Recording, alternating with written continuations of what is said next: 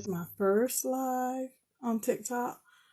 I would say bear with me, but we just gonna let God have his way. Who catch it, catch it. Replay, replay. It is what it is. Just practicing being more obedient. Okay. God gave me something and I want to share what he gave me. The topic of this is called the Mirey Pit Experience. The Mirey Pit Experience. A lot of us have been in situations where we felt like we was in a pit, where we felt like there was no one to help us out. When we're in a pit, we are all alone. Well, God gave me a scripture about 2 weeks ago and told me to study it. So I'm sharing it today. Called the Mirey Pit Experience, coming from Psalms 40, verse 2. Only one verse, Psalms 40, verse 2. And this is not a Bible that I normally go to. I'm real big on finding Bibles and commentaries. But I got this from like a flea market or a yard sale or something. But it's called the Life Recovery Bible. And it says, and you can read it in any version you would like. But it says, He lifted me out of the pit of despair, out of the mud and the miry. He set my feet on solid ground and steadied me as I walked along. God knows where you're at because he allowed you to be there. I'm going to say it again. God knows exactly where you're at. He knows where I'm at because he allowed us to be there. God has brought me. He has pulled me. He has lifted me out of a horrible pit. And I'm quite sure sometime in your life, he has done the same for you. He has brought you out, pulled you up, and lifted you up out of a horrible pit. You got to be in something in order to be pulled out. You got to be in something in order to be pulled out. In Hebrew, the word pit means a hole. And it goes on to say like a cistern. A cistern back in the days was like a well that catch rainwater. It's not like a well today that they drill and, they go down deep and water come bubbling up in it.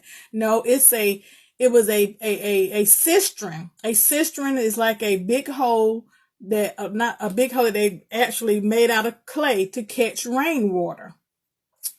So a cistern, the pit is like a cistern or a dungeon, or you can just say a well. So being in a pit is lonely. Do you remember the story about Joseph? He told his brothers the dream and they threw him in the well. They threw him in the pit. Can you just imagine? A pit is a very lonely place. You in this dark hole by yourself.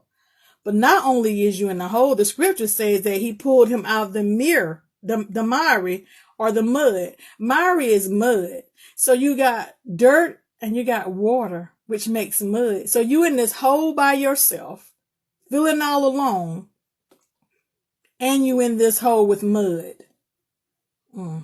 And with mud, they're slippery. You got a slippery slope.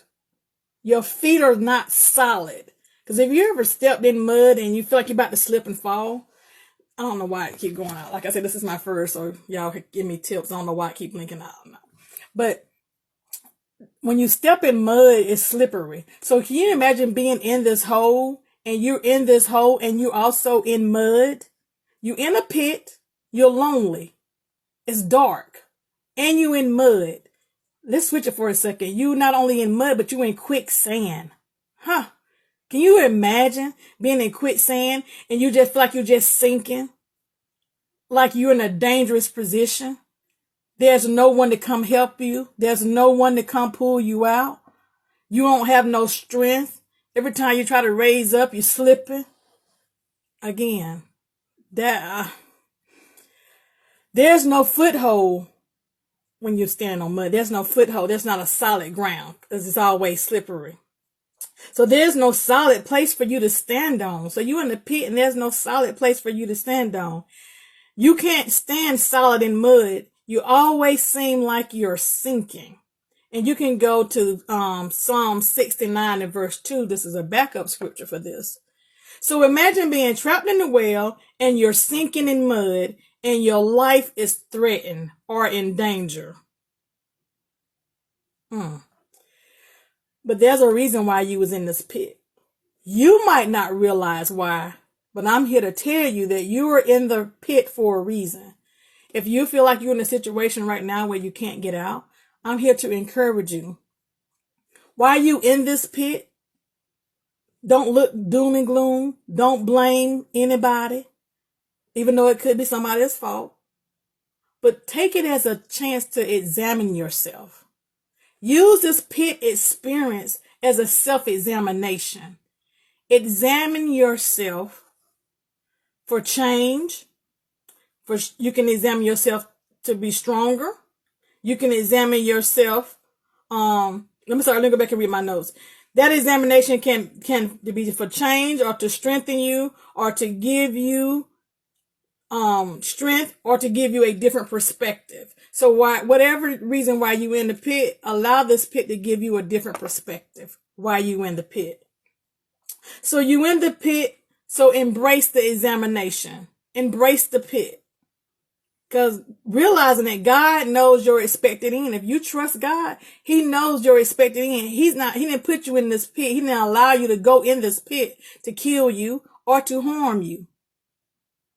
You're going to get pulled out the pit, but you're not really going to get pulled out of this pit until you examine yourself, until you learn, until you have a shift in your mindset. So notice, when you're in a pit, you can't get yourself out. You have to be pulled out. So you imagine somebody that's done fell in the well or you falling in the well. You can't just get out of this well on your own. You have to reach up and somebody has to pull you out, or they throw a rope down to you and you have to grab the rope and you have to be pulled out, lifted out. Or can you imagine a fireman going down to get you out of this pit, but they still have to embrace you. They have to tie a rope around you so you can be lifted. Either way, my point is, when you in the pit, you can't get yourself out. You can encourage yourself while you in the pit, but you can't get yourself out of a pit. David was given this example that he was in a pit, but somebody came along and pulled him up out of the pit. Somebody has come along to pull you up out of the pit. Somebody has come along to pull me up out of the pit. Because I couldn't pull myself out. So let's pause for a second and think of this again. They have to reach their hand up and grab hold to a rope or a ladder, and they have to be able to pull you up out of the pit. Again, you cannot get out on your own. So the word says that he lifted him up out of the pit. So that pit, so in that pit, it was a pit of hopelessness. It could have been a pit of discouragement. It could have been a pit of misery. It could have been a pit of pain. It could have been a pit of sorrow. So my question is, so what kind of pit has he lifted you out of? What kind of pit has God lifted you up out of? What kind of pit have he lifted you up out of? Once he pulled you up and out of the pit, the word says he set my feet, not my foot, not just one foot. He set my feet on solid rock. He set my feet on ground, on a solid rock. So God is going to pull you up out of this pit. But when he pull you up out of this pit, you will have stable ground. Your foot will be on stable ground. He's going to pull you up out of the pit and place you on solid ground. Not only on solid ground, he's going to pull you up out of a pit and place you on solid ground on a rock, upon a rock. He makes sure that you're stable once he's pulled you out. Once God gets you out of this pit, he ain't just going to leave you alone. He's going to make sure you're stable. And there's a reason for you being stable once you get pulled out.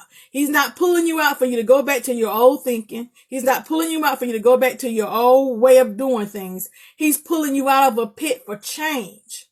He's pulling you out of a pit so as you go forward, you will be strengthened as you continue to go forward.